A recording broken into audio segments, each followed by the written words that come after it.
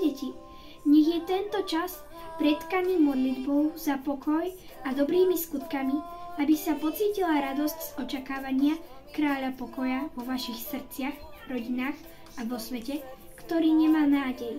Ďakujem vám, že ste prijali moje pozvanie. Ahoj Mária, čo tu robíš? Čakám na kráľa pokoja. Vraj príde až po advente. Áno, narodí sa na Vianoce, ale Panna Mária povedala, že ho máme čakať inak.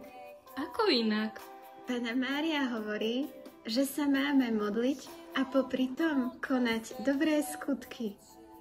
Hovorí teda, že náš deň má byť popredkávaný modlitbou a dobrými skutkami.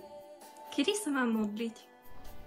Modliť sa môžeme ráno, keď sa Cestou do školy? Alebo večer, keď ďakujeme za celý deň. Ale modliť sa dá aj počas dňa, pravda?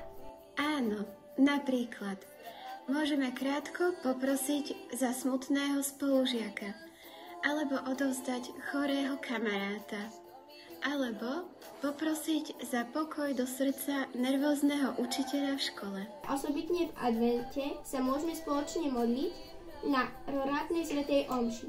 Stačí, ak večer pôjdeme skôr spať, aby sme ráno vládali skôr vstať. Aha, a čo tie dobré skutky? Panna Mária nás učí, že dobré skutky môžeme konať tam, kde sme. Napríklad Môže mame pomôcť tak, že postrážim mladšieho súrodenca. Alebo umiem podlahu. Alebo si sám urobím úlohy do školy. Zavolám starým rodičom. Haló, babka. dôležité je, aby sme vedeli, že aj dobrý skutok môže byť modlitbou, ak ho robíme s láskou a radosťou.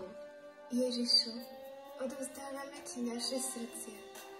Pomôž nám pripraviť sa na Tvoje narodenie spolu s Tvojou matkou Máriou. Nech nám Panna Mária pomáha modliť sa a konať dobro tam, kde je to potrebné. Nech nám pomôže pochopiť, že aj dobrý skutok môže byť modlitbou, aby aj cez nás svet pocítil nádej. Mária, kráľovná pokoja, oroduj za nás.